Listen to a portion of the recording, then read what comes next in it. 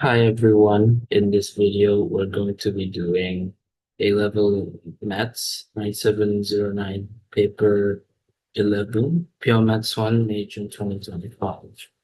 This paper is 1 hour 50 minutes long, so we'll try to finish it within that time limit. So without further ado, let's get started. Okay, so for the first question, we have to solve this equation for this domain between minus 180 degrees and 180 degrees. So first of all, we should write down the equation.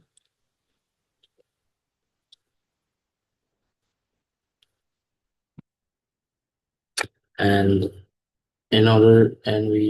to solve this equation, we have to get rid of the denominator on 2 over sine theta. So we will multiply by sine theta on both sides. So this will give us 6 sine square theta equals to sine theta plus 2. And now let's move everything to the left-hand side.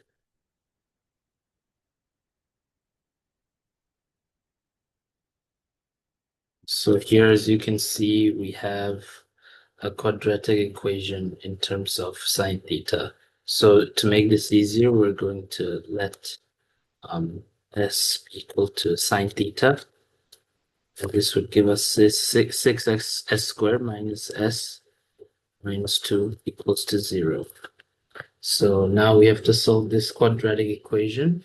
So you can either use the quadratic formula or factorization or completing the square, whichever method you find the most comfortable. So here I'm going to factorize it. So first factor I got is 3s minus 2. And so the next factor will be 2s plus 1 equals to 0. Now equate each of these factors to 0 and solve for s.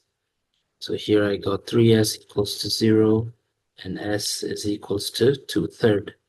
Let's do the same for 2s plus 1. So here I got s equals to negative half.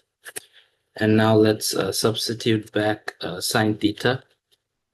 So we have sine theta equals to 2/3 and sine theta equals to minus half. So these are solutions for sine theta. Okay, so the range for sine theta is between 1 and negative 1. And both of these values are in the range, so we're not going to reject any of these values. So we can have theta for both of these values. Okay, so now let's draw our unit circle and see which quadrants our domain lies in. Okay, so our domain lies between minus 180 degrees and 180 degrees. So 180 degrees is just from here to here, basically anti-clockwise, while minus 180 degrees is the same angle, but clockwise. So as you can see, our domain covers all 4 quadrants. So we will get solutions from each of them. Okay, so let's take a look at our first solution, sine theta equals to 2/3. So here, as you can see, our sine theta is positive. So now we have to find out which quadrants are positive. So the first one is A, which means all the trig ratios are positive. So this is definitely it. And the second one is S, so that means only sine is positive. So yep. And third one is T, so tangent is positive, so sine is negative. And the last one is C, which means cosine is positive, so sine is again negative. So since our sine theta is 2/3, which is positive, our theta can only lie in the first quadrant and the second quadrant.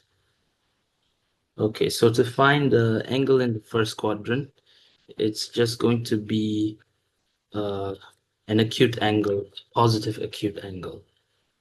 So to find that, just take the inverse of sine 2/3. So just type it into your calculator. Here your calculator is in degree mode. Okay, you'll get 41.8 degrees to 1 decimal place.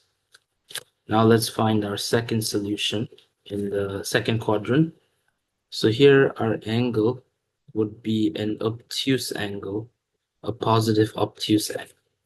And to get this, we're going to have to use 180 minus alpha, which is what we're going to find using sine 2/3. So this one would be 180 minus alpha, which is just sine inverse 2/3. So this one would give us 138.2 degrees to 1 decimal place. So these are our first two answers. Now let's solve sine theta equals to minus half. Okay, so first thing you notice is sine theta is negative for this one. So hence our values of theta for this would be in the third and fourth quadrants respectively.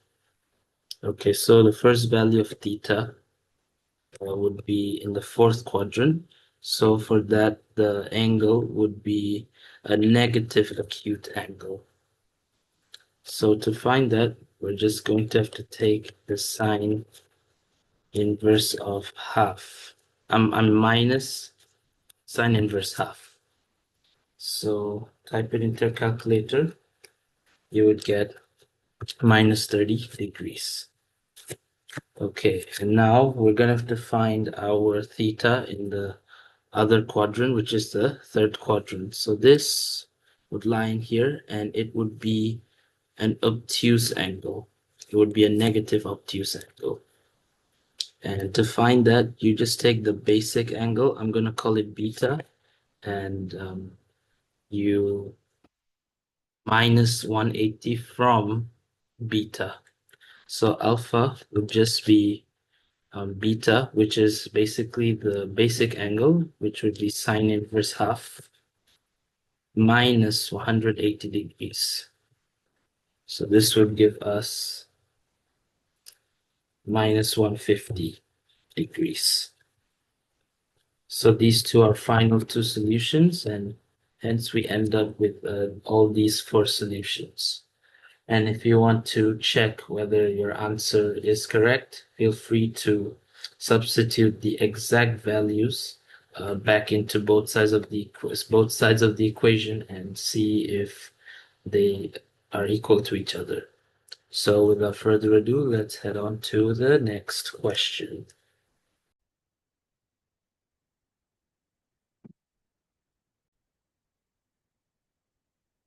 Okay, so to do this question, we have the equation of a curve is such that dy dx is such, and it tells us the curve passes through the point A, which they gave us the coordinates for 4 and negative 11/2. So this is all the information we're given. And for the first part, we're supposed to find the gradient of the normal to the curve at the point A. Okay, so to do that, let's first sketch the curve. Could be any shape. I'm gonna go for this shape. Okay, and we'll let this be A. Okay, so let's draw the tangent to A. So it'll be something like this. So this is the tangent, only touching A and nothing else. And let's draw the normal, which is perpendicular to the tangent and also touching A. So the normal is perpendicular to the tangent. And to find the gradient of the normal, we have to first know the gradient of the tangent. And to do that, you just have to know the value of dy dx at A. So the value of dy dx when x is equals to 4. So let's find the value of the gradient of the tangent.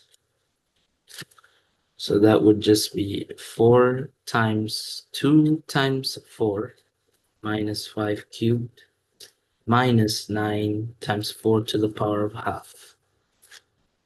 And substituting all this into your calculator, you get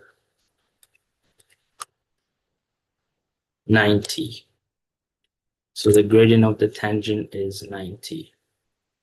Okay, so to find the gradient of the normal, since they are perpendicular to each other, we can make use of this formula, m1 times m2 is equals to 1, where m1 and m2 are the gradients of the lines that intersect at perpendicular at right angles. So hence, m1 we can rearrange it to be minus 1 over m2. So hence, m normal would just be minus 1 over 90. So this is our final answer for this question. Let's head on to the next part. Okay, so here we just have to find the equation of the curve. Sorry. Yep. Okay, so to find it, we first have to find an expression for y in terms of x. But we're only given a dy dx in here. So in order to get it, we have to first write down our dy dx.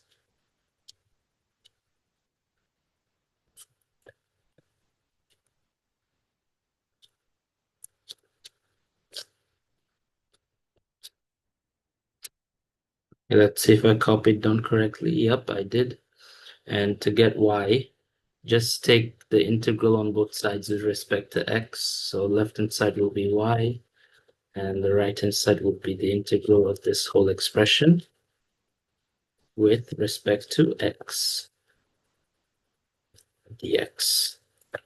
Okay, so to evaluate this, we first have to evaluate 4 times 2x minus 5 cubed. So to do that, just take out your constant term, which is 4, and just integrate 2x minus 5 cubed. So to do that, write down 2x minus 5 cubed to the power of 3 plus 1, which is 4. And you divide it by the new power 4, and you divide it again by the integral, by the differential of the inner function, which in this case is 2x minus 5. So that would be 2 in our case. And you subtract it by the integral of 9x to the power of half. So same thing here. To integrate that, take out the constant term and just integrate x to the power of half. So for this one, you just add 1 to the power. So this would be x to the power of 3 over 2. And you divide by that new power, 3 over 2. And don't forget to add your plus c. So simplifying all this, we would get 1/2 times 2x minus 5 to the power of 4 minus 9 times 1 over 3 over 2. Okay, that's minus 6x to the power of 3 over 2 plus c. Okay, so in order to evaluate this, we first have to substitute values for x and y. So we are given the coordinates of A, so let's just substitute those in to find our C. So let's substitute x equals to 4 and y equals to minus 11 over 2. So this would be half times 2 times 4 minus 5. So that's 4 is 8 minus 5, that's 3 to the power of 4 minus 6 times 4 to the power of 3 over 2 plus c equals to minus 11 over 2. So make C the subject. This would be minus 11 over 2. Okay, let's evaluate all the constant terms on the left-hand side.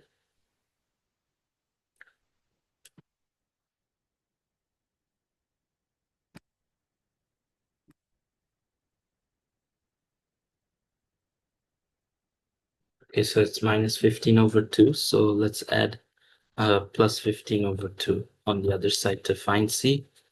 So this would be just 2.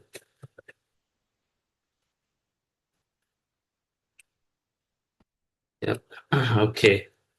So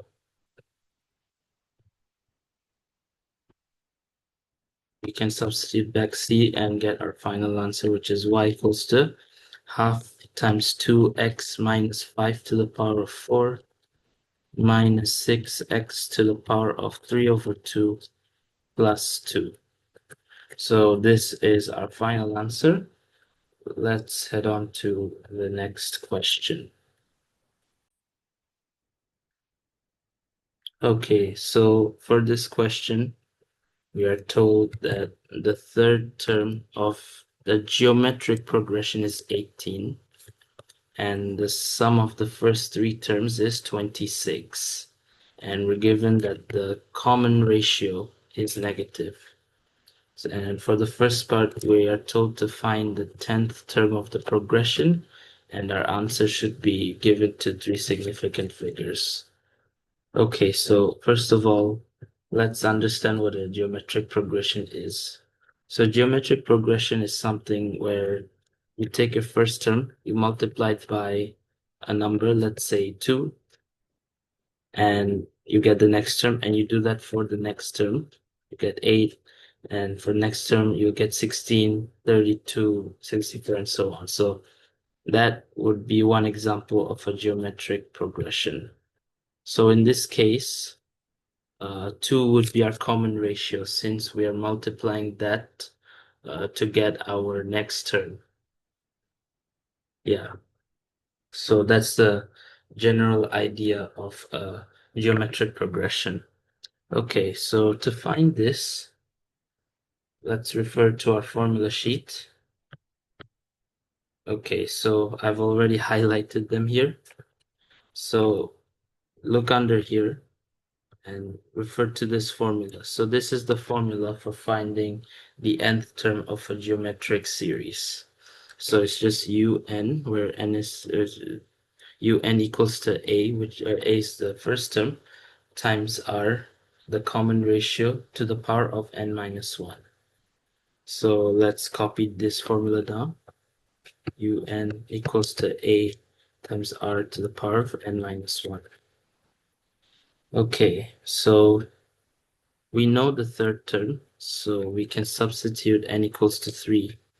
U3 equals to a times r to the power of 3 minus 1, which is 2. So we can say that ar squared is equals to 18. So this is our first equation. Now let's use the second piece of information, which says the sum of the first three terms is 26. Okay, so to do this, we are going to first have to, okay, to make this easier, we're going to subtract 18 from 26 to make sure we only get the sum of the first two terms. So let's refer to our formula sheet.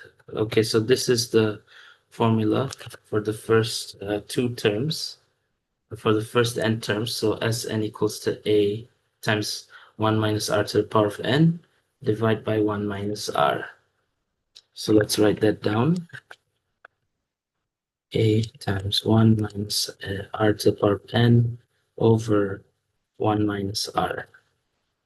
So if we substitute n equals to 3, we will get a times 1 to the power of r cubed over 1 minus r.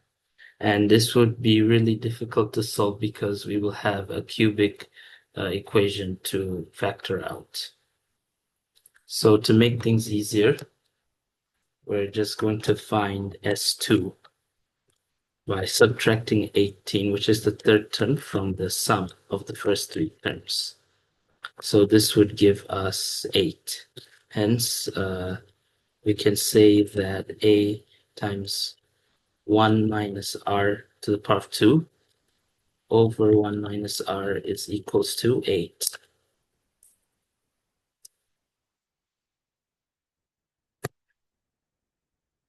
Okay, and now let's multiply both sides by 1 minus R. So we'll get A times 1 minus R squared is equal to 8 times 1 minus R.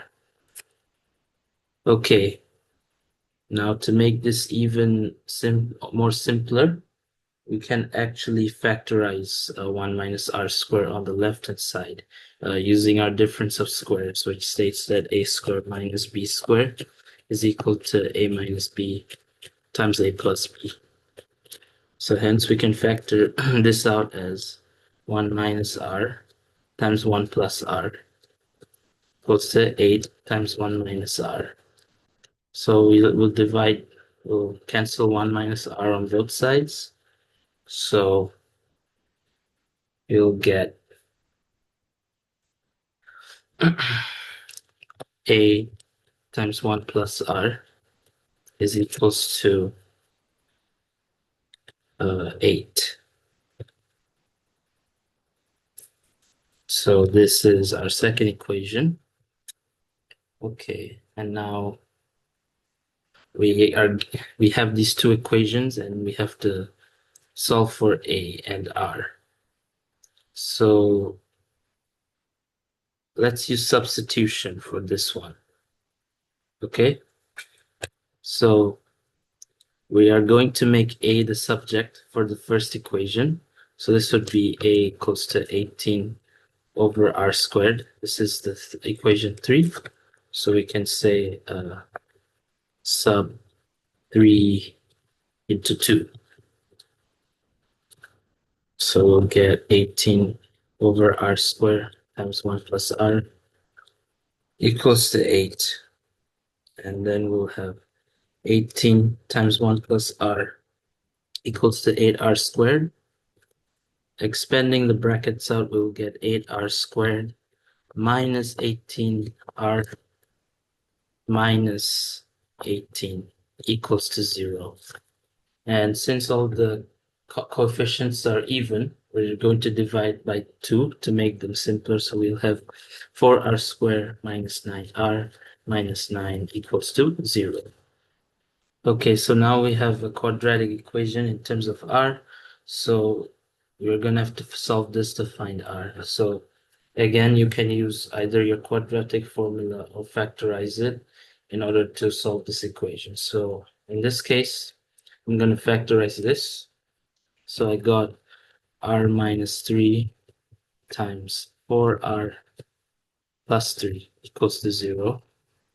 So we'll get R minus 3 equals to 0. We'll get R equals to 3. And for the second one, we have 4R plus 3 equals to 0.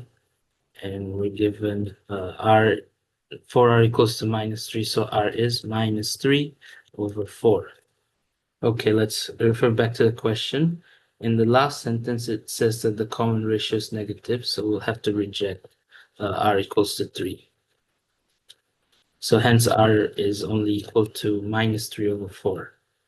Okay, now we can substitute R equals to negative 3 over 4 into equation 3 to find our A. So this would be A is equal to 18 over minus 3 over 4 squared. So this would be 18 over minus 3 over 4 squared. So A will be 32. Okay, so now that we have our values for A and R, we can substitute it into the general term formula. So we'll have to find the 10th term. So N would be 10 here. Oh my God, what's going on? So, okay, so U10 is equal to A, which is 32, times R minus 3 over 4 to the power of n minus 1, which is 10 minus 1, which is 9.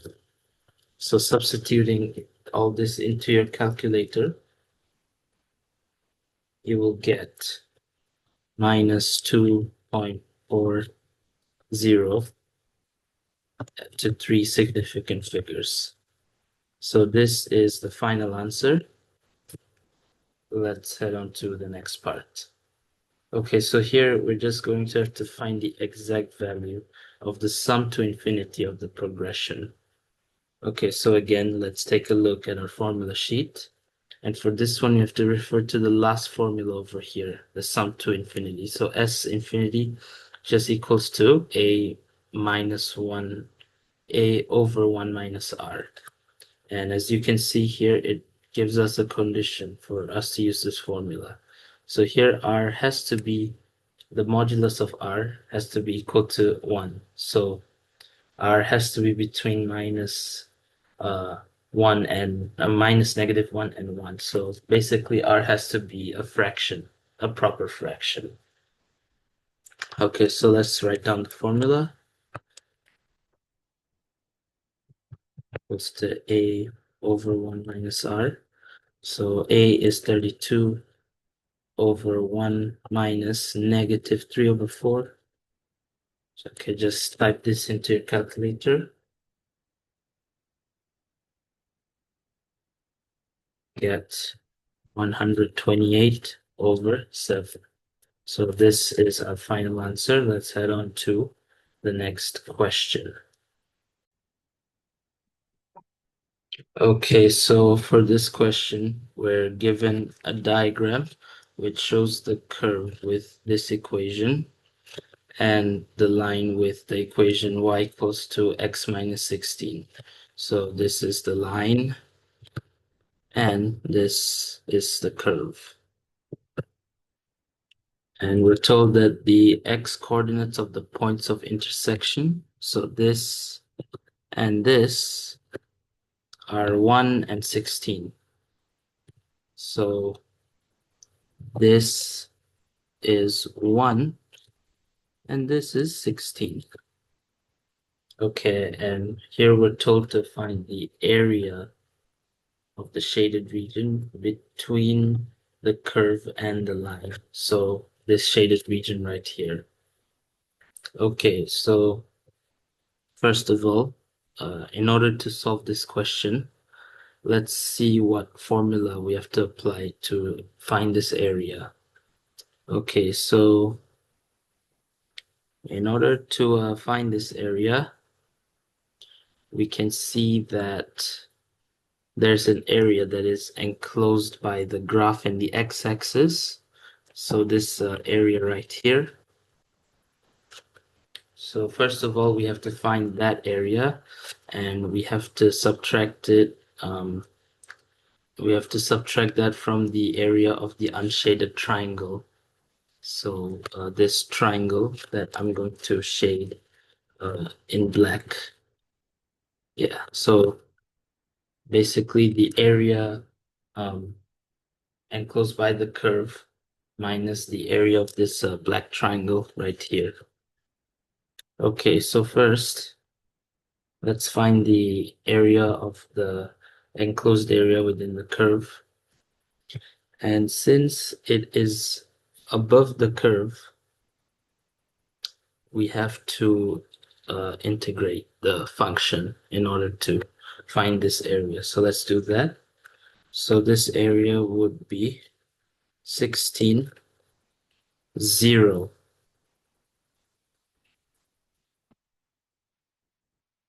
Wait, okay, you know what?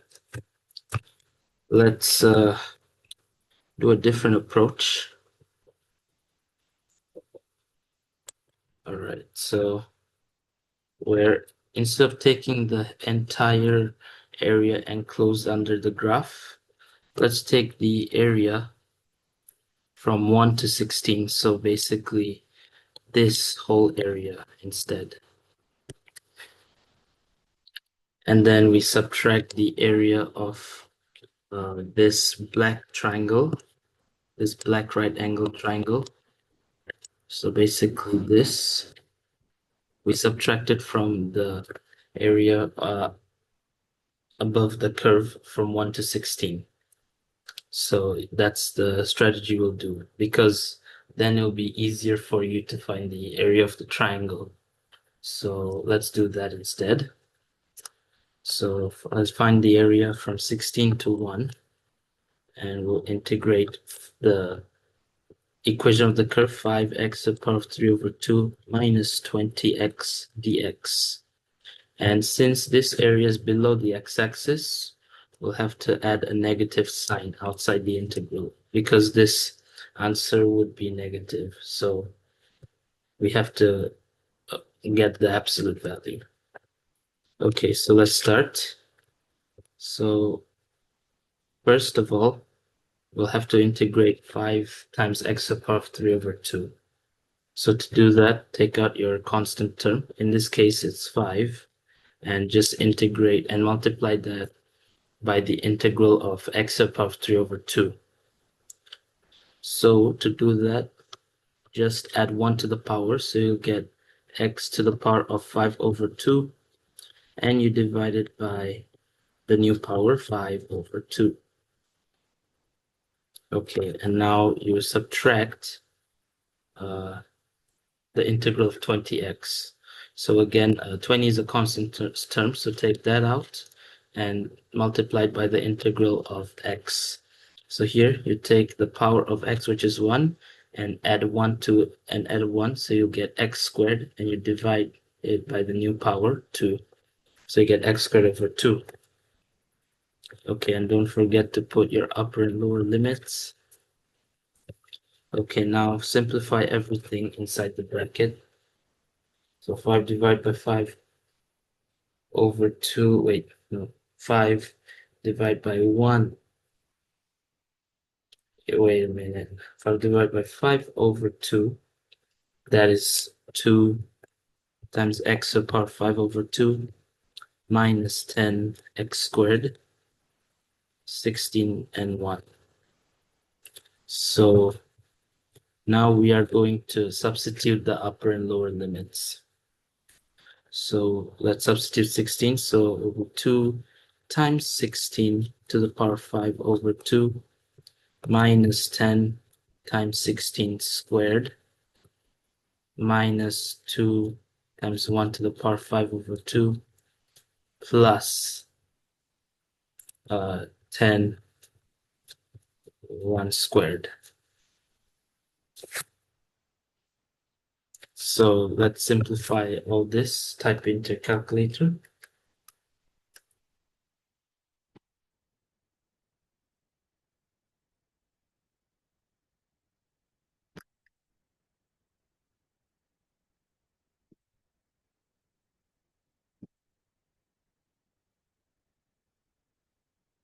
So this would be 504 units squared. So this is our answer for the area enclosed by the curve from 1 to 16. Now we have to find the area of the black triangle. Okay, so as you can see, this black triangle is actually a right angle triangle. So we just have to find the area of this height over here and this base. So this base length is very straightforward. It's just from 1 to 16. So this is 15 units. And the height, well, that would just be the y-coordinate of this intersection point here. So let's find out the y-coordinate. So since we're given the x-coordinate already, it's just a matter of substituting this value into either one of these equations. So to make things easier, I'm just going to substitute it into y equals to x minus 16 because it's much simpler. So let's do that. So sub x equals to 1 into y equals to x minus 16. So this would be y equals to 1 minus 16. So this would be minus 15. All right, so hence our height would also be 15 in here. Okay, so triangle would just be half times the base, which is 15 times the height, which is also 15. So this would give us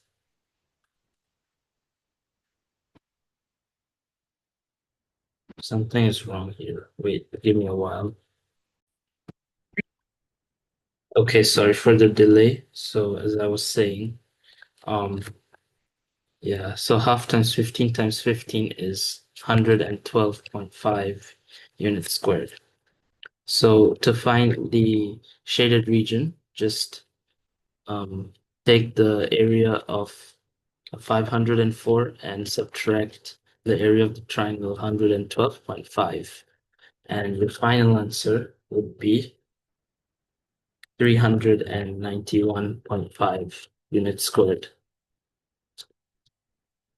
So this is the final answer for this question. Let's head on to the next question.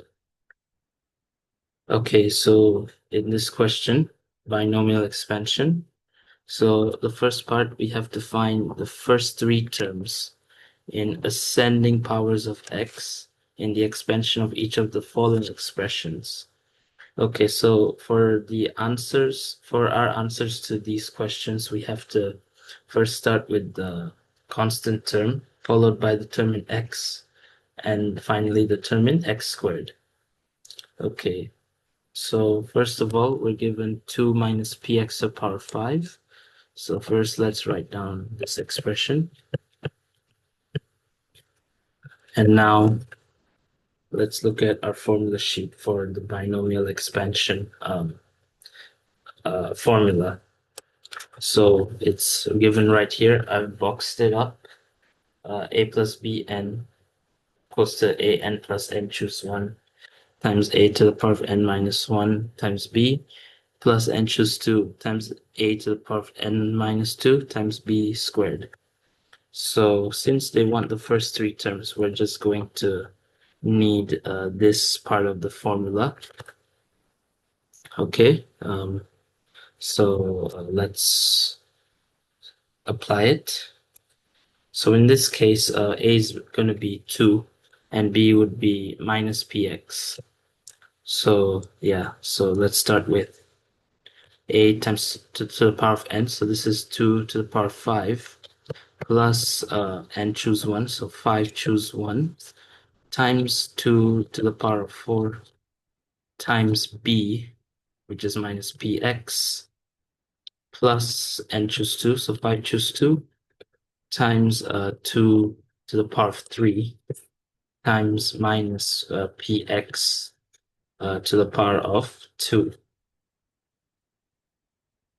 Okay, so simplifying all this, we'll get 2 to the power of 5, 32, plus 5 choose 1, that is 5, and then 2 to the power of 4, that's 16, times minus px, and then 5 choose 2, that's 10, times 2 cubed, that's 8, and minus px squared, that's p squared x squared. So simplifying all this, we will get 32 minus 80 px plus 80 p squared x squared. So this is our final answer for this part. Let's head on to the next part. Okay, so here we're given the other expansion. So as usual, let's write down our expression first. So here A would be 1 and B would be minus half x. So let's start. So first term would be a to the power of n, which in this case is 1 to the power of 4, plus n choose 1, so 4 choose 1, times 1 cubed times minus times b times b, which is minus half x, and then plus 4 choose 2 times 1 square times b squared, which is minus half x squared. So simplifying this, we'll get 1 plus 4 choose 1, which is 4 times 1 times minus half x, plus 4 choose 2, which is 6, times 1 squared, which is 1, times minus half x, that is 1 over 4 x squared. So this would be 1 times 2x plus 3 over 2x squared. So this is our final answer for this part. Let's head on to the final part. Okay, so here they told us that given the coefficient of x squared in the expansion this, which is a combination of the two previous expansions we did, is 93. We have to find the possible values of the constant p. Okay, so first of all, let's write down the expansion for this combined expression. So let's first write it down.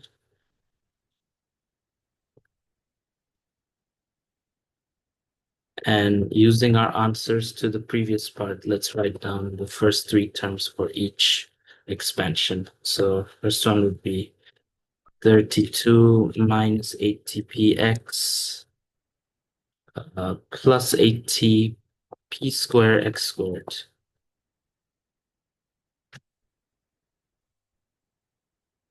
dot dot dot, and then the next one is 1 minus 2x plus 3 over 2 x squared plus dot dot dot. Okay, and now let's find the term in x squared, since that's the only term we're interested in. Okay, so to do that, let's first multiply 32 with one term.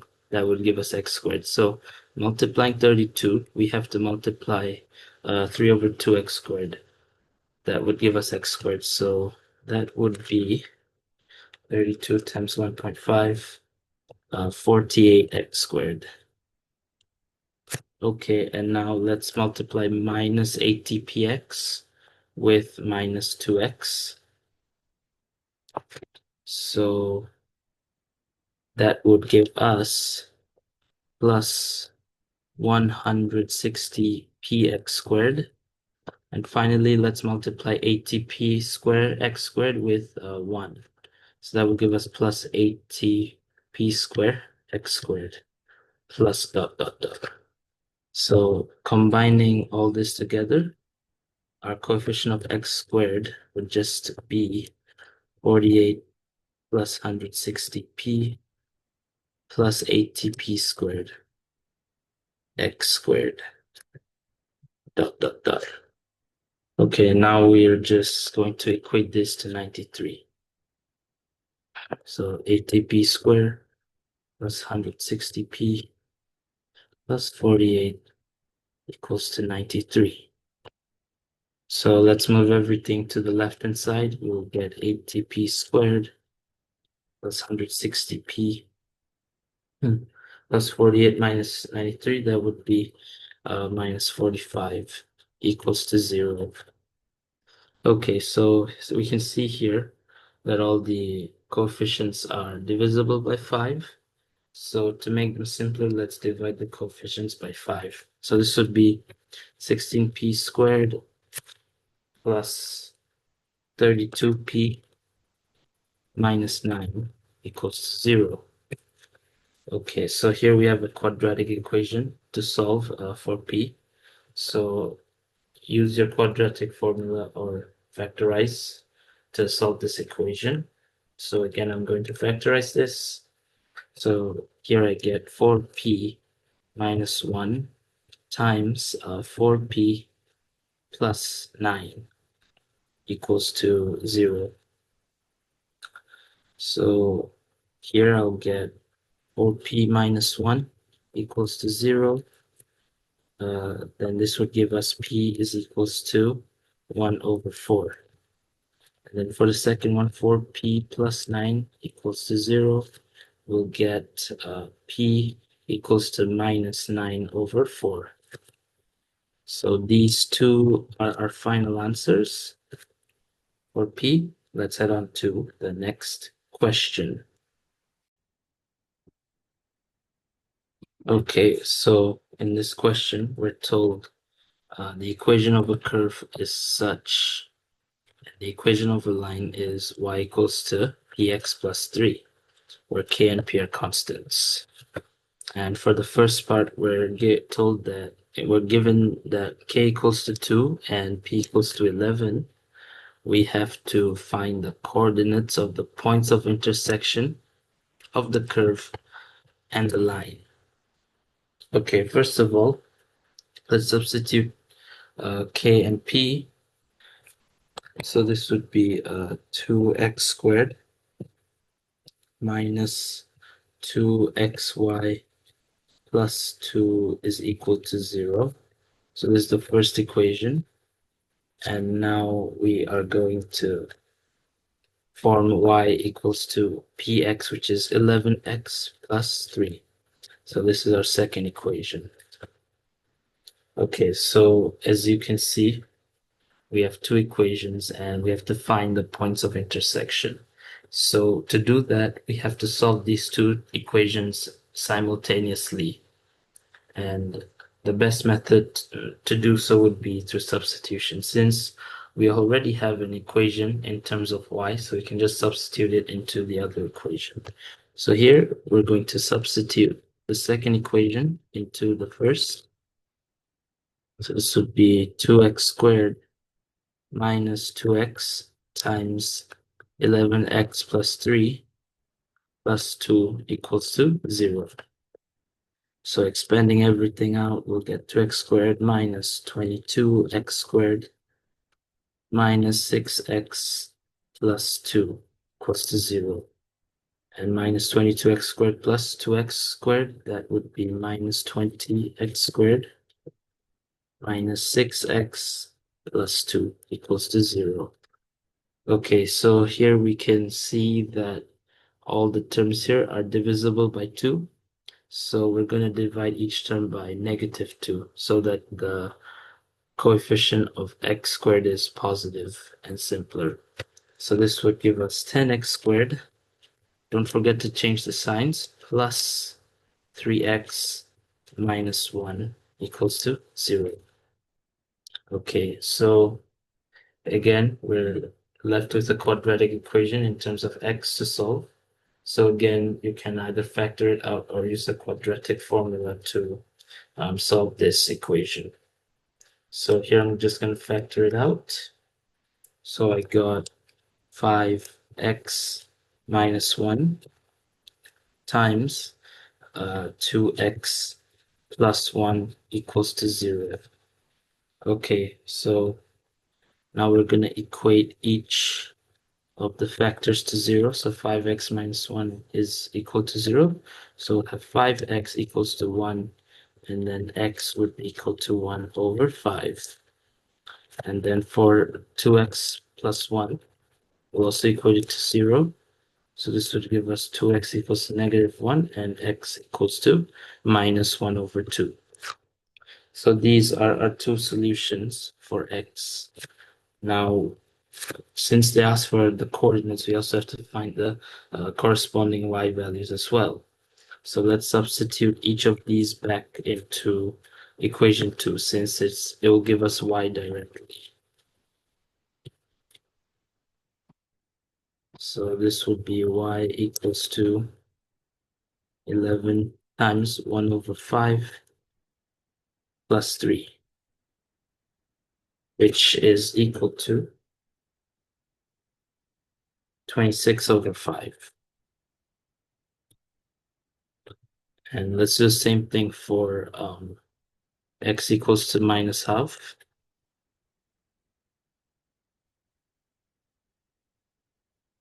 So this would be y equals to 11 times minus half plus 3 equals to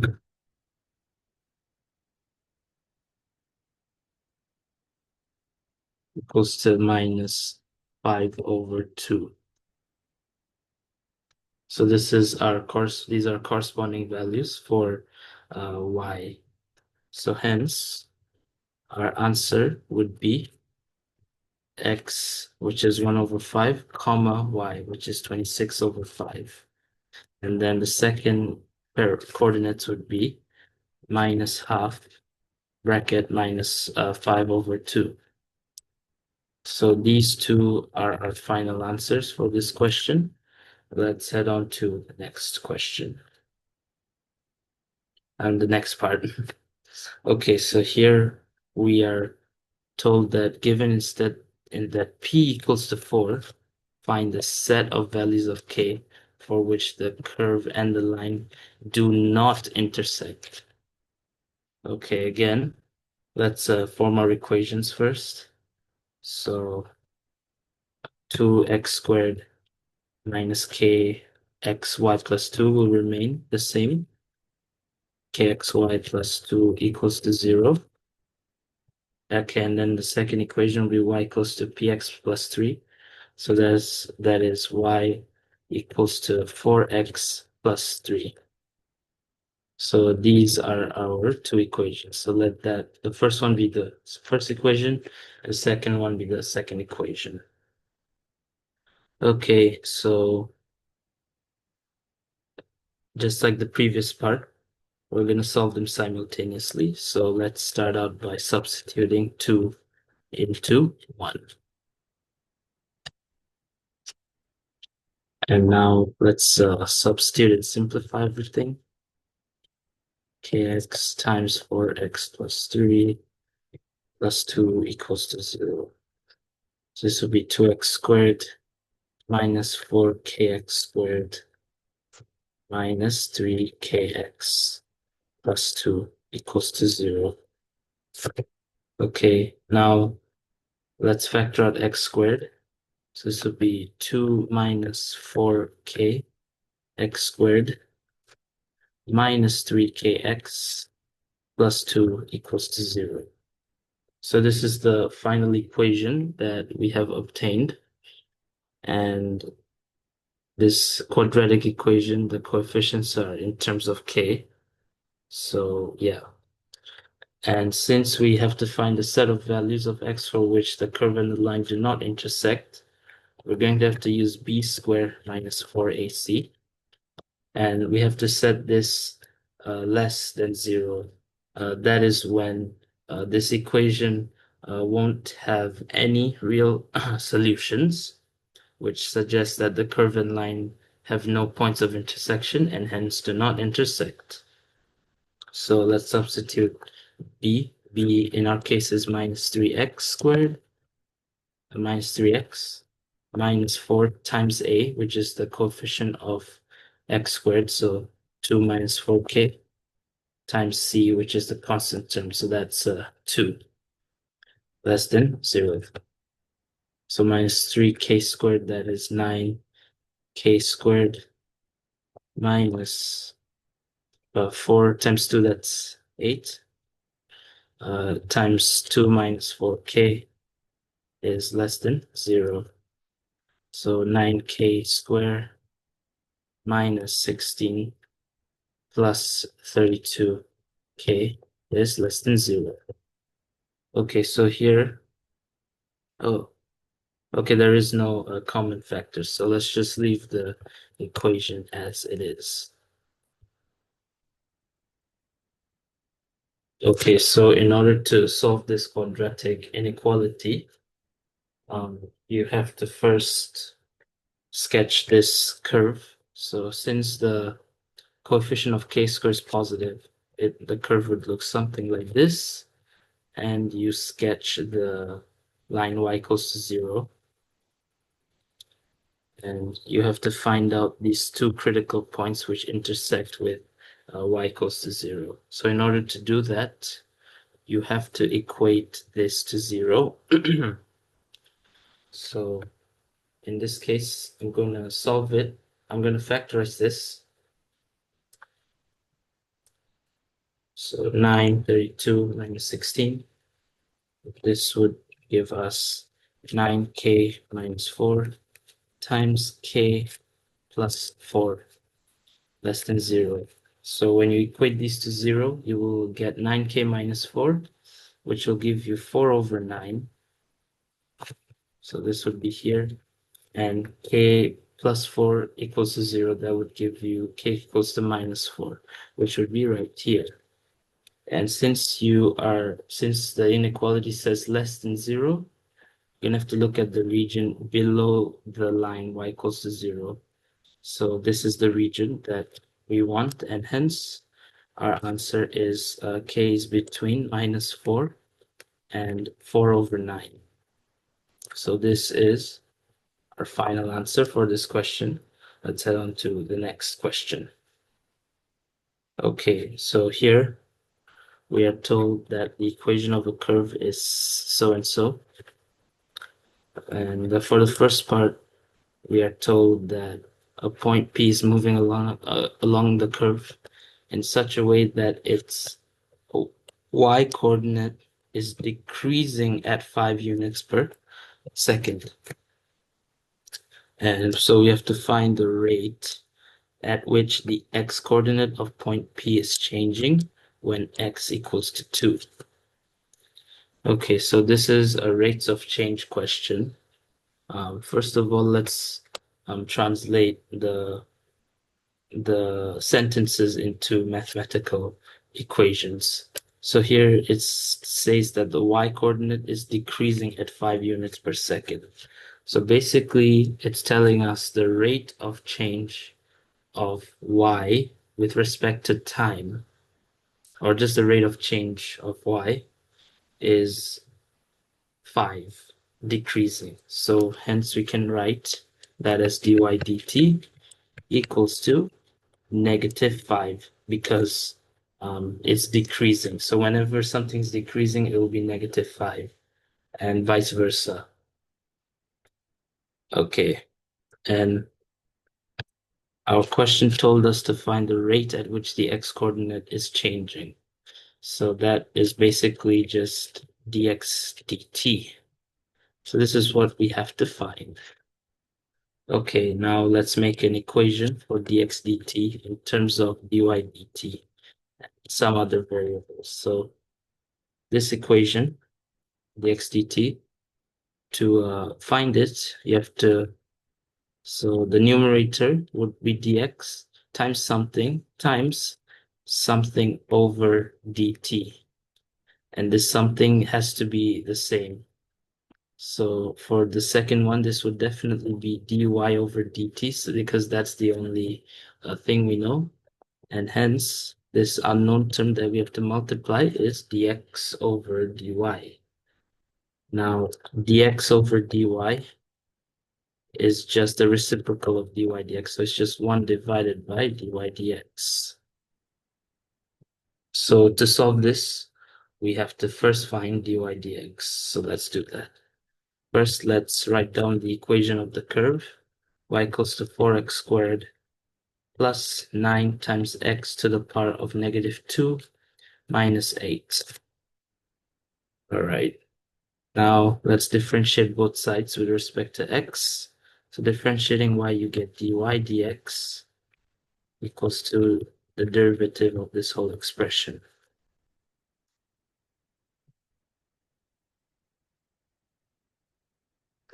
Okay, so to differentiate this, we're going to differentiate each term separately. So let's first differentiate 4x squared.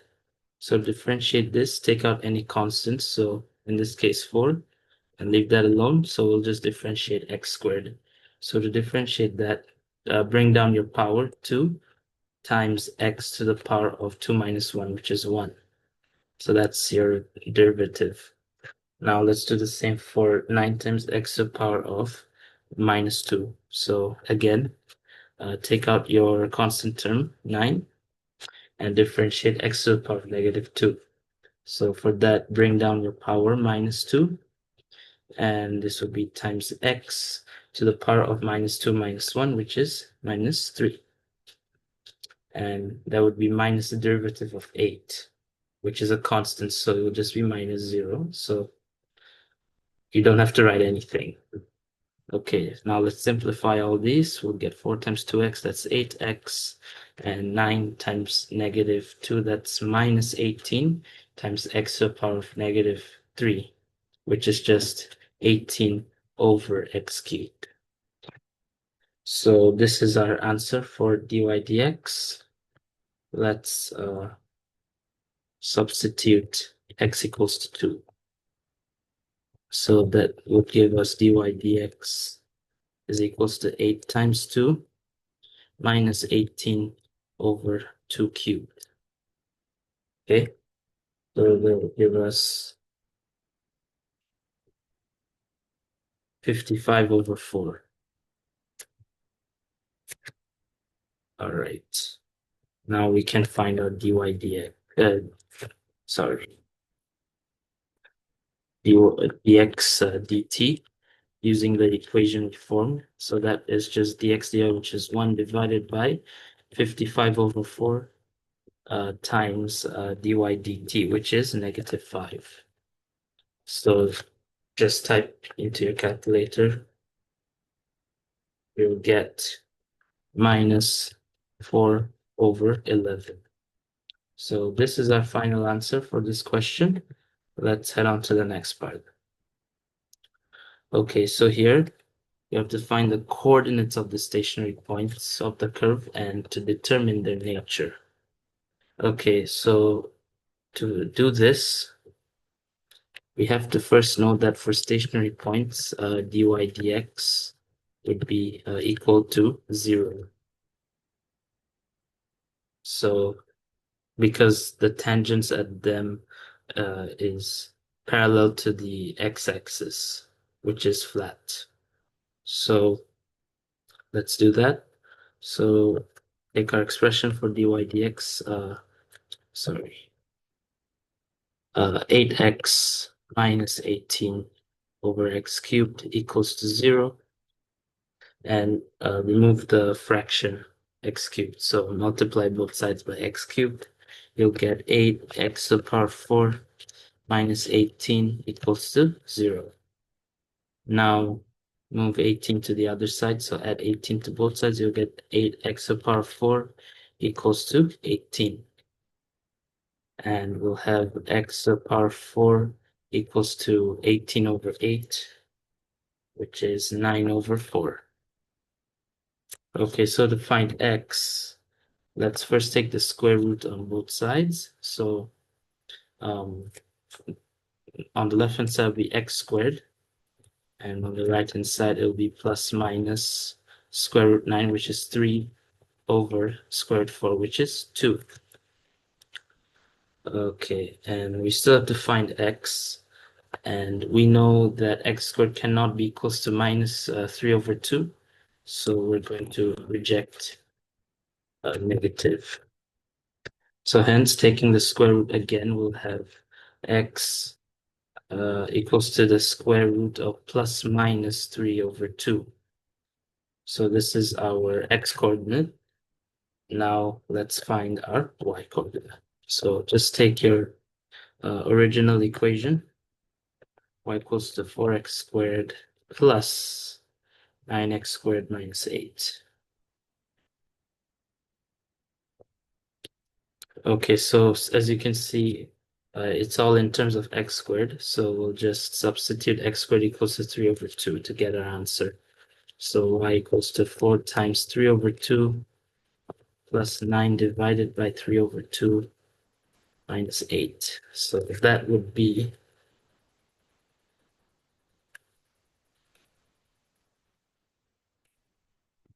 that would be 4. Okay, so hence our coordinates are square root 3 over 2, comma 4, and minus square root 3 over 2, comma 4.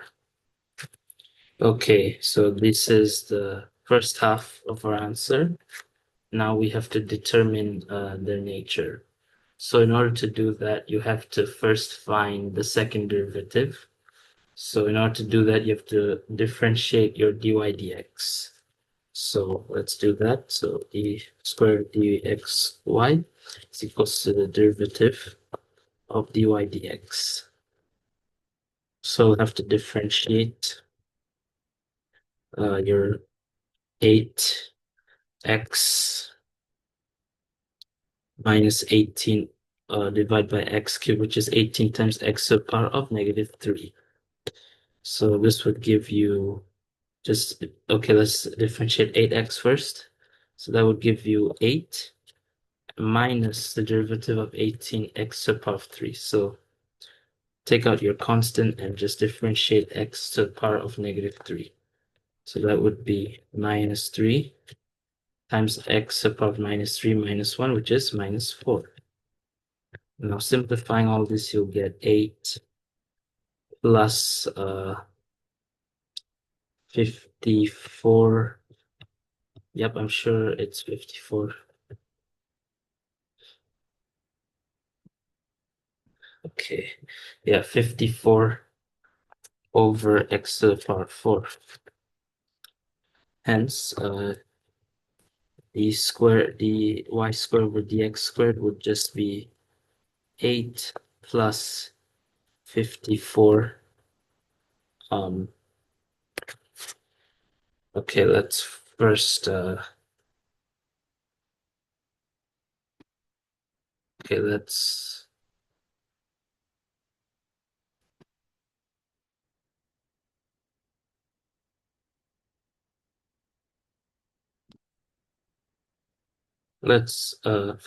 substitute x to the power 4, which is 9 over 4.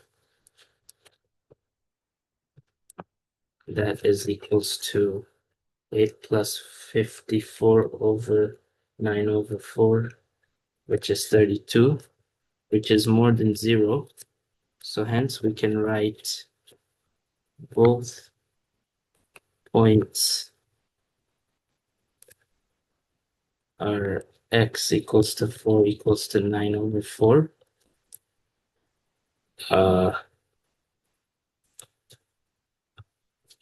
At there, no, both points are, yeah, this value. Hence, since d squared y dx squared is more than 0, both points are minimum points. And there would be maximum points if the second derivative is less than 0. So this is our final answer for this question. Let's head on to the next question. Okay, so here we're told that the circle with this equation intersects with this line x equals to negative 2, which is a vertical line at points P and Q. Okay, so, and here they told us to find the area of the triangle formed by the tangents to the circle at P and Q and the line x equals to negative 2. All right, first of all, let's draw a diagram to simplify all this. So these are coordinates, and this would be our circle. Oh, never mind, let me draw it more realistically. All right, let this be our circle. Okay, and let this be the line x equals to negative 2. So these are our points P, and this is the point Q. Now let's draw tangents to there. Okay, so this would, okay, never mind, how do I undo it? Okay. All right, so let's draw the tangent. Oh, never mind, it's still not touching. Okay. Let me draw. Oh my, what's going on with me? Okay, this is good enough. And let's draw the tangent to here, to Q. So this is the triangle that they're talking about. We'll let their intersection points between the tangents be R. Okay. Yeah. So this is the area of the triangle that we have to form. So in order to do that, let's first, all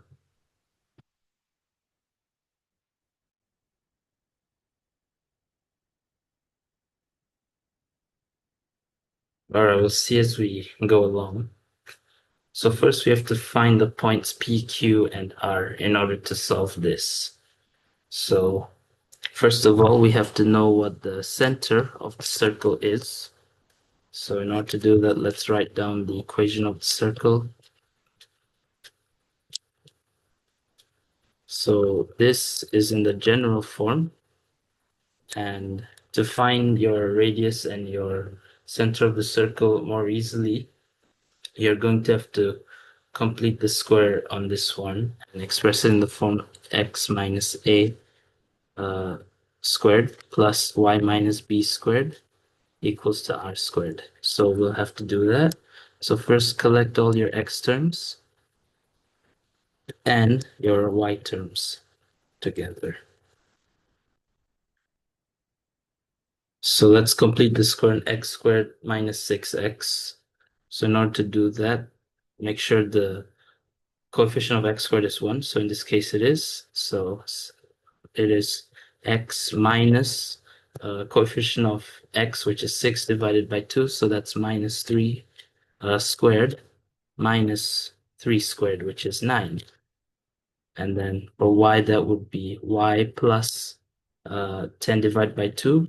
So y plus 5 squared minus 5 squared, which is 25 minus 27 equals to 0.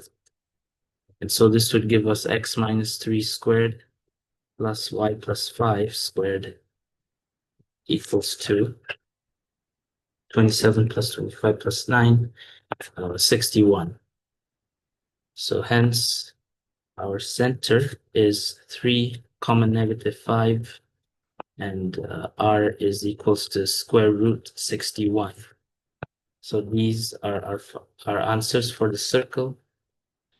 Okay, now we can find P and Q. So let this be equation 1, the general form. We're going to sub x equals to negative 2 into 1.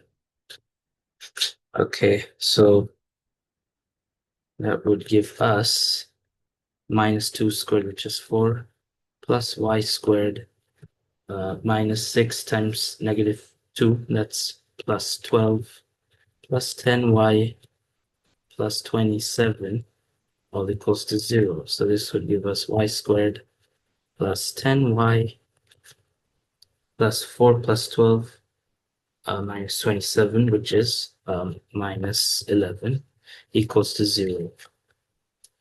So we again got a quadratic equation, and it shouldn't be surprising since there are 2 points that lie along the line. So each of the solutions will be the y coordinates of P and Q. So we have to solve it either by the quadratic formula or factorization. So I'm going to factorize it. So I get y minus 1 and y plus 11 equals to 0. So equating each factor to 0, y minus 1 equals to 0, you get y equals to 1. And equating y plus 11 equals to 0, you'll get y equals to negative 11. So these are our answers, our set of coordinates for P and Q. So hence, we can let P be the top one, which is 1, comma, what is it? One, no, minus 2, comma 1. This would be minus 2, comma negative 11. So these are coordinates for P and Q. Now we have to find the coordinates for R. All right, so in order to do that, we are first going to have to find the equations of the tangents to both P and Q. So in order to do that, we must know one very important feature. So the radius, the line of radius from C to any point, this line, the radius, is perpendicular to the tangent at that point. So this is the feature we're going to be making use of. Okay, so first we have to know the gradient of, okay, let's find the equation of tangent at P. Let's find them individually first. So in order to do that, we first have to find the gradient of this line, PC. So that's MPC is equals to y2 minus y1. So that is minus 5 minus P, which is 1. And x2, 3 minus negative 2. So this would give us minus 6 over 5. And using this formula, like for lines that are perpendicular to each other, m1 times m2 equals to negative 1, we can hence find the equation of the tangent. So this would just be minus 1 divided by negative 6 over 5. This would be 5 over 6. So hence we can set up our equation as such: y equals to 5 over 6 x plus c. Okay, and now we're going to substitute the point P, the coordinates of point P. So sub minus 2 and 1. We'll get 5 over 6 times negative 2. That would be minus 5 over 3 plus c equals to minus 2. So hence c would be equals to minus 2 plus 5 over 3. That's minus 1/3. Okay, and now this would hence give us y equals to 5 over 6x minus 1/3. So this is our final answer for the equation of the tangent. Now let's find it for Q. Start on a new page.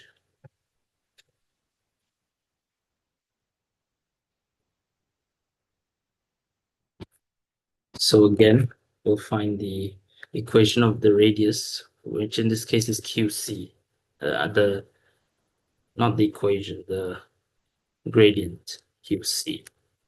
So this would be y2 minus y1, which is minus 5 minus negative 11 over 3 minus negative 2. So this would give us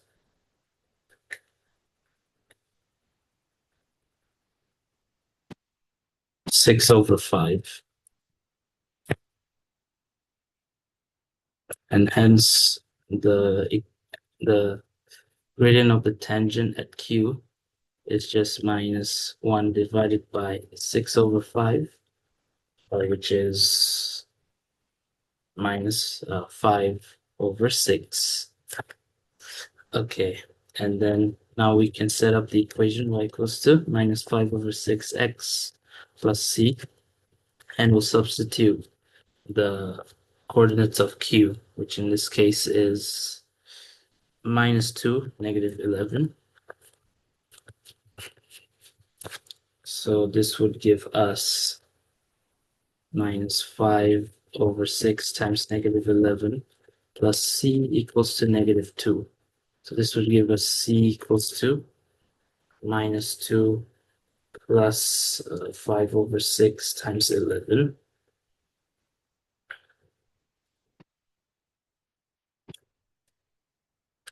Minus 2 minus 5 over 6 times 11, which is minus 67 over 6. Hence, this is the formula for the equation of the tangent at Q. Okay. All right, now let's equate both of those equations. So we'll equate minus 5x minus 67 over 6 with 5 over 6x minus 1/3. Okay, so to do this, let's move the x's to the left. So we'll have minus 5 over 6 minus 5 over 6, which is minus 5 over 3x equals 2 minus 1/3 plus 67 over 6, which is 65 over 6. So this would give us x is equal to 65 over 6 divided by minus 5 over 3, which is minus 13 over 2.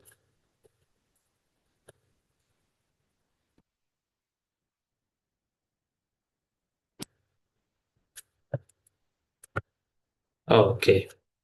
All right, makes sense. Okay, now we have to find the y coordinate. So y is equals to minus 5 over 6 times negative 13 over 2 minus 67 over 6, which is equals to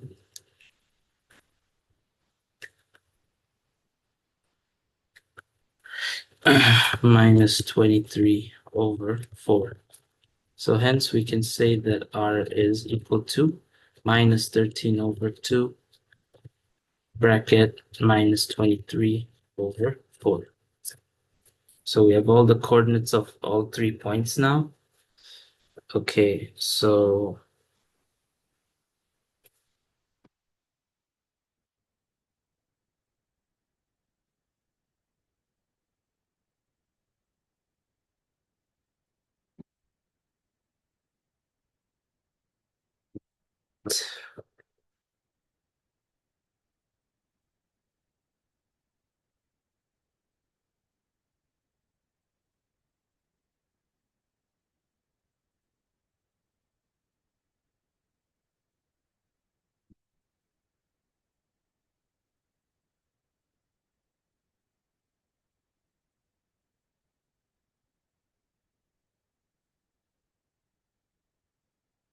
okay, so since the gradients of the tangents are equal, we can say that these two sides of the triangle is equal. So this is an isosceles triangle.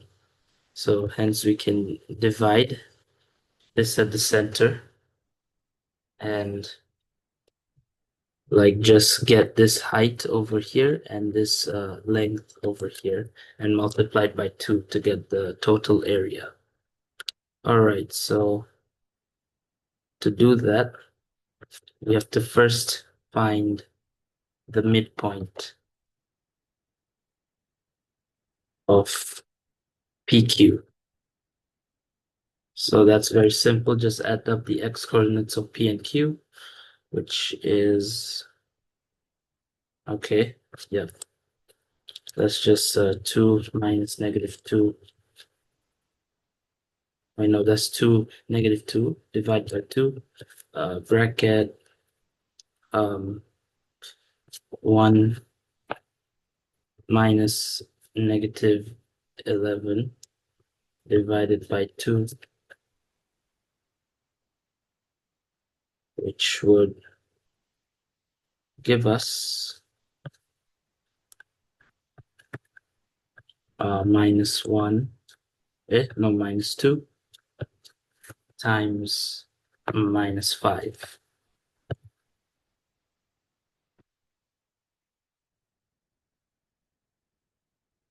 I think it's wrong. Okay, let me figure it out. Okay, sorry for the delay. So I just realized I have made a mistake in here. So I substituted this wrongly.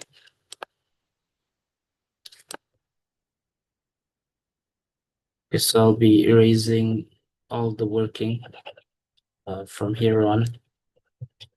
My coordinates of R is wrong in here.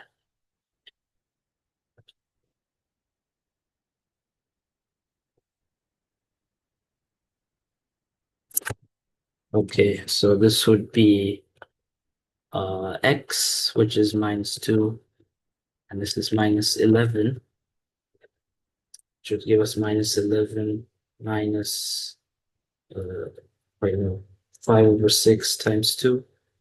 So minus 11 minus that would, hmm.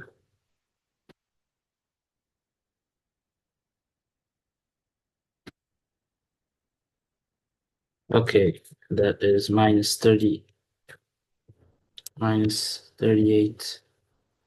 over 3. So hence, our answer is y equals to mine. Sorry, y equals to minus 5 over 6 x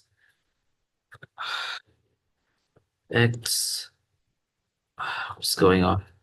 Minus 38 over 3. Okay, and now let's equate both of the tangent equations to each other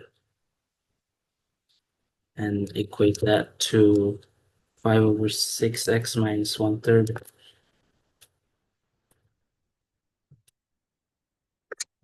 Okay, and now move all the x terms towards the left-hand side, which is minus 5 over 3x equals to minus 1/3 plus 38 over 3, which is 37 over 3. So we'll get x is equal to 37 over 3 divided by minus 5 over 3, which is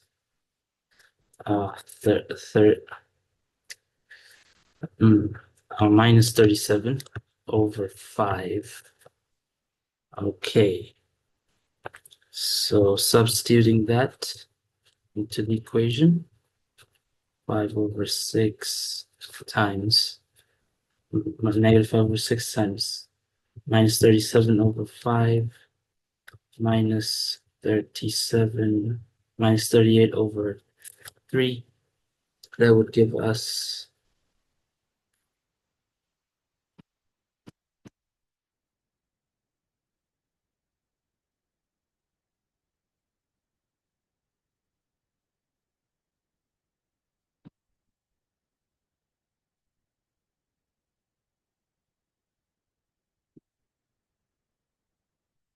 um,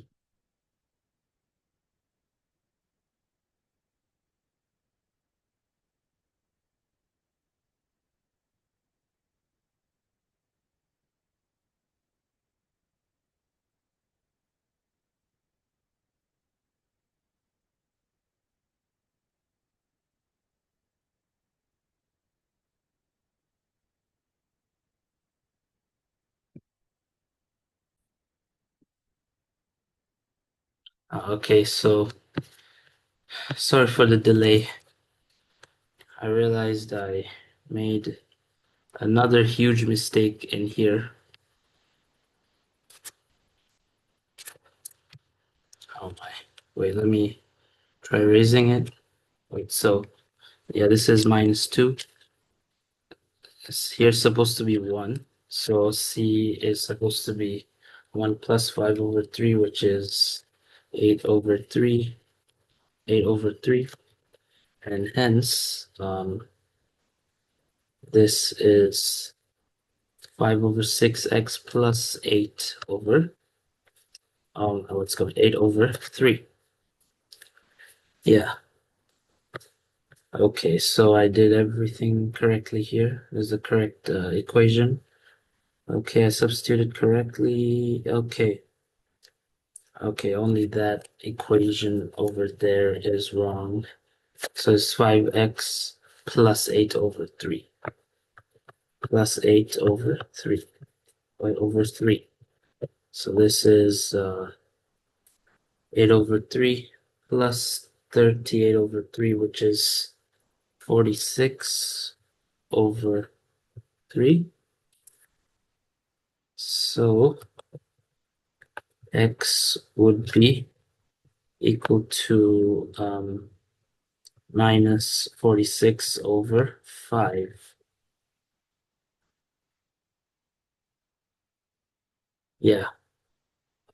And hence we can find the value of y, which is minus 5/6 times minus 46/5 minus 38/3,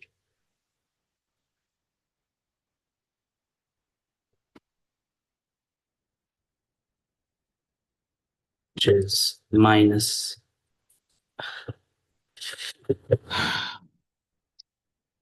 Okay, oh my, it's still not working. It is -5. So hence, hence, P, hence R is equals to minus 46 over -5. So we finally got the coordinates of P, Q, and R. So this that, okay. So as you can see, the midpoint of PQ and R, they have the same y coordinate, so they're on the same level in here. So hence we can conclude that these are isosceles triangles, and we just have to find this length. So the base would just be -5 minus the y coordinate of P, which is 1.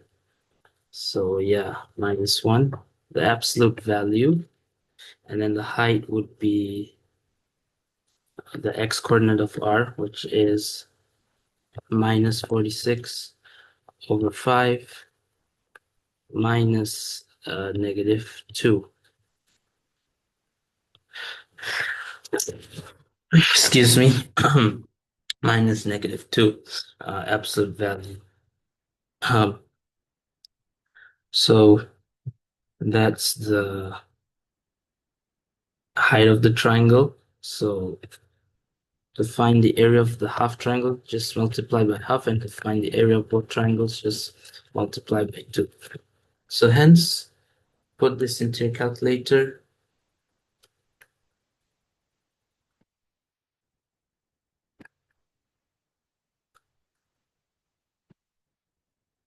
Get 43.2 units squared. So this is our final answer for this question. Let's head on to the next question. Okay, so in this question, we are shown a diagram with the sector ABC of a circle with center A and radius R, and the angle BAC is alpha radians, where alpha is between 0 and pi/2. And for the first part, it's so that the area of the triangle ABC is 4 cm squared, and the area of the sector ABC is 8 alpha centimeters squared. And we have to find the exact area of the shaded segment. Okay, so first of all, let's find the area of the triangle ABC in terms of R and alpha. So find the area of that. Just use the formula half AB sine C. And the sides AB, it should be between the angle C. So we can let this be the angle C, and these two sides be the sides A and B. So this would be half R times R, which is R squared, times sine alpha. Okay, now let's find the area of the sector in terms of R. So sector would just be, can check your formula sheet, just be half R squared theta, where theta is in radians. So hence this would just be half R squared alpha. Now we're going to equate both of these to 4 and 8 alpha. So for sector, it'll be half R squared alpha equals to 8 alpha. Okay, so we can cancel the alphas out and we'll get half R squared equals to 8. And this would give us R squared equals to 16. This is our first equation. And now let's form the second equation, half R squared sine alpha equals to 4. So we can substitute R squared equals to 16. So half 16 sine alpha equals to 4. So sine alpha would be 4 over 8, which is half.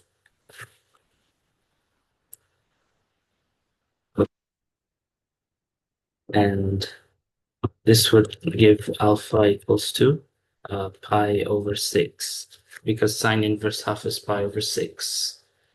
Let me check that. Yep. Okay. All right. So to find the exact area of the shaded segment, so area, it would just be the area of the sector, which is 8 alpha minus 4. So that is 8 pi 6 minus 4, which is 4 over 3 pi minus 4. So this is our final answer for this part. Let's head on to the next part. And now here, it is given instead that the length of the chord BC is half 1 over square root 2 r centimeter squared, but the area of triangle ABC is still 4 cm squared. And here we have to find the area of the shaded segment. Give your answer to 3SF. All right, so now we're told that this BC is 1 over square root 2 RCM. Okay, all right, and we're told that the area of triangle ABC is still 4 cm squared. So here we can use our, what do we do? Okay, so let's first express the area in terms of alpha. So that would, just as in our previous part, it will be half R squared alpha equals to 4. And now to use the new piece of information, we're going to have to use our cosine rule, which is basically a squared equals to b squared plus c squared minus 2 bc cosine big A. So big A would be our alpha here. And so A would be, small a would be BC. And then our B and C would just be these sides, the radii, RCM, RCM. So let's substitute that. So A squared is just 1 over square root 2 R squared. So that's just half R squared equals to R squared plus R squared minus 2 times R, which is 2 R squared cosine alpha. So R squared plus R squared minus 2R squared. Wait, no. Okay, let's just simplify everything first. So this would be 2R squared minus 2R squared cosine alpha. Okay. Now we can factorize the r square out. We'll get half equals to 2 minus 2 cosine alpha. So we can just isolate the 2 cosine alpha. This would give us 2 minus half, which is 3 over 2. And then cosine alpha would be 3 over 4. And hence, alpha would just be cosine inverse 3 over 4. Okay, and to find the area of the shaded segment, it would be the area of the sector minus the triangle. So sector would be half, or no, half r squared alpha.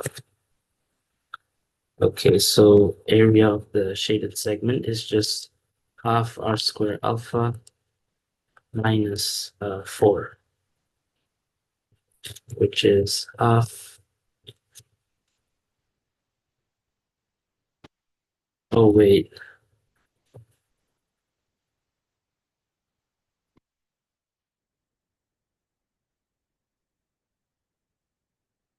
Oh, wait, this is half r squared sine alpha. Okay. All right. Okay, wait, let's not get ahead of ourselves. All right, now let's find sine alpha. So let's sketch a right angle triangle. So cosine alpha is 3 over 4, so hypotenuse will be 4 and adjacent side will be 3. And so the opposite side would be 16 minus 9, which is 7, so it's square root 7. So sine alpha would just be square root 7 over 4. Okay, and now substituting that, half r squared times square root 7 over 4 equals to 4. All right, now let's just make r squared the subject of the equation. So 4 divided by square root 7 over 4 times 2, that would be 32 square root 7 over 7. Okay, and now the sector is just half r squared alpha. So this would be half times 32 square root 7 over 7 cosine inverse alpha. So this would give us 16 square root 7 over 7 cosine inverse 3 over 4.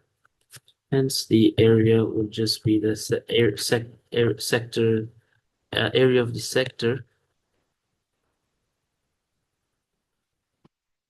minus the area of the triangle, which is 4 cm squared.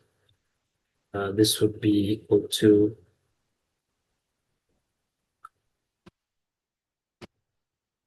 246 to 3 SF.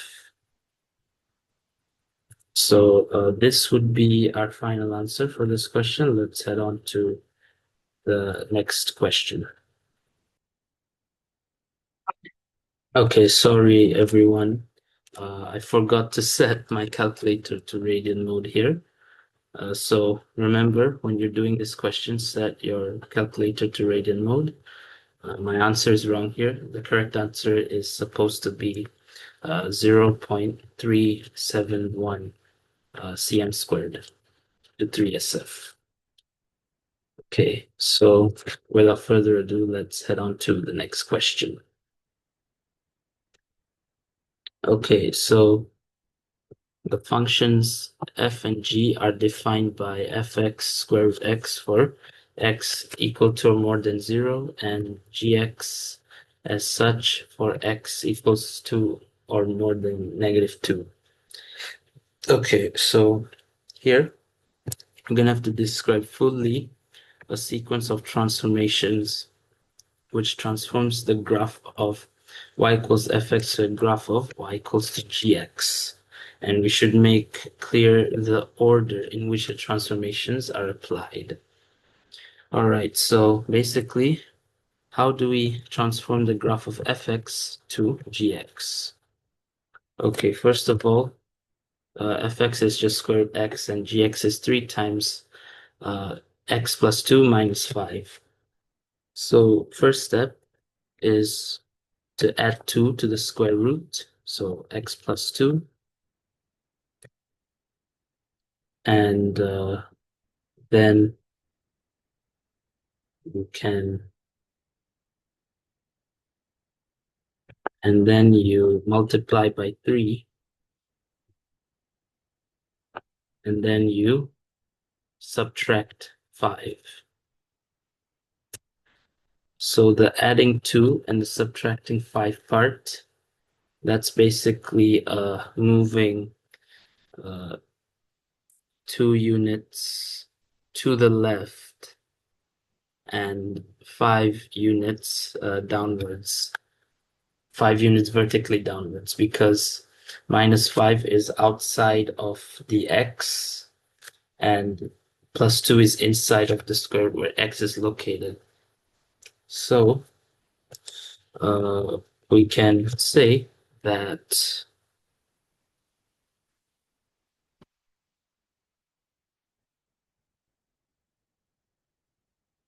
we can first say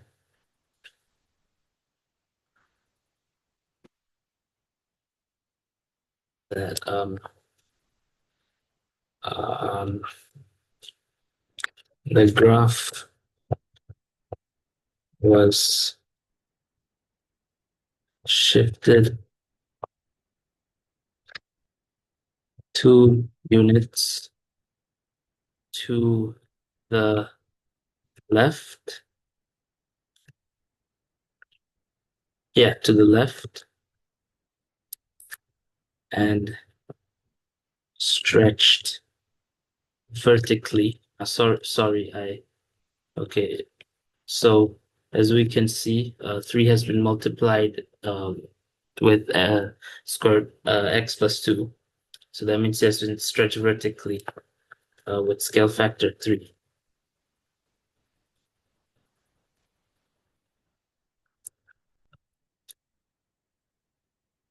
Followed by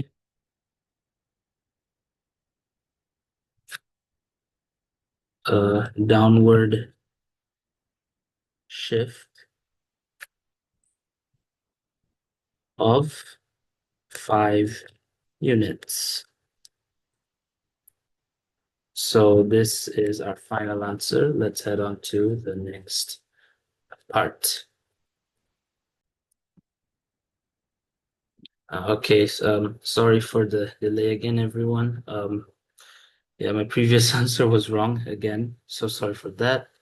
So it's actually supposed to be square root x, and then you multiply by square root x, and then you add plus 2 inside the square root, and then you minus 5 from the entire expression. Okay, so hence our first transformation, by multiplying 3, we can say that the graph was stretched vertically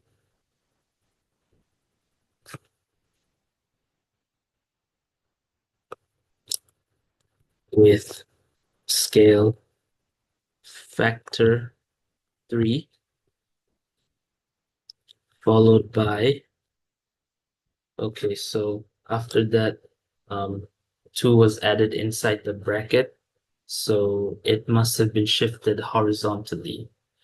And since it has been added, since 2 has been added, that means it has been shifted towards the left. So it's been shifted 2 units to the left, which means towards the negative side. And then after that, 5 units was subtracted from the overall expression. So this was shifted 5 units down. So hence we can say that it has been translated, followed by translation of this vector, the x minus 2, and then the y minus 5. So this is our final answer. Let's head on to the next question. Okay, so here we are given a diagram with the graph of y equals to gx. And on the diagram, we're supposed to sketch the graph of y equals g inverse x together with any relevant mirror line. Okay, so in order to sketch the inverse function with reference to the original function, you're going to have to reflect it over the line y equals to x. So this is y equals to x. So basically, this is the mirror line that we have to draw. Okay, so basically, we just have to reflect this graph over the mirror line. So this would be something like this. Yeah, that's the most accurate I can get. Okay, so this is y equals to g inverse x. So, okay, let's head on to the next part. Okay, so here we're supposed to find an expression for g inverse x. All right, let's first write down gx. 3 square root x plus 2 minus 5. And now let's replace gx with y. And let's swap the x's and y, so this becomes x equals to 3 squared y plus 2 minus 5. Now let's make the square root the subject, so this would be x plus 5 equals to 3 times square root y plus 2. And then square root y plus 2 equals to x plus 5 over 3. And squaring both sides, we get y plus 2 equals to square x plus 5 over 3 squared. And then we get y equals to x plus 5 over 3 squared minus 2. Hence, we can say, and now just replace the y with g inverse x. G inverse x is equals to x plus 5 over 3 squared minus 2. So this is our answer. Let's head on to the next question. Okay, now we have to state the range of g inverse x. Okay, so for this one, we have to remember that the range of an inverse function is equal to the domain of the original function. So the range of g inverse x is equals to the domain of gx, which is given in the question right here.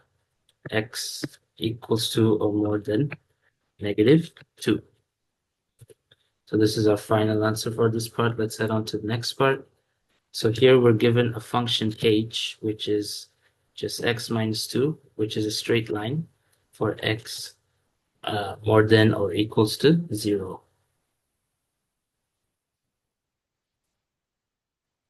And here we have to find the value of this composite function, g inverse h4. Okay, let's first find h4. So just substitute x equals to 4, which is 4 minus 2. That's 2. So hence this would just be g inverse h4.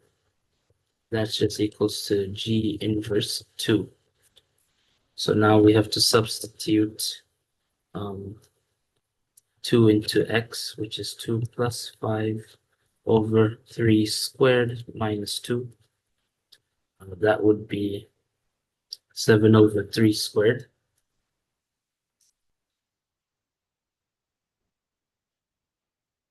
It's 2, which is 31 over 9.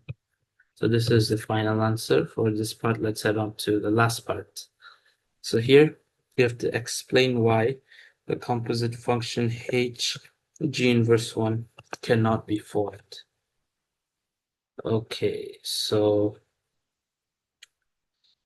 for a composite function to be formed, the domain, the range of the inner function, it has to be within the range of the inner function has to be within the domain of the outer function. So for this to form, the range of G inverse, it has to be within the domain of H. So we can write for G inverse, X is more than -2, but for H,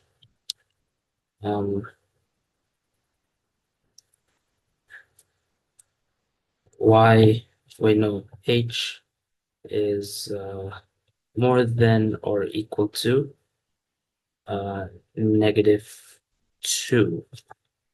Wait, no, sorry. It has to be the domain. Sorry about that.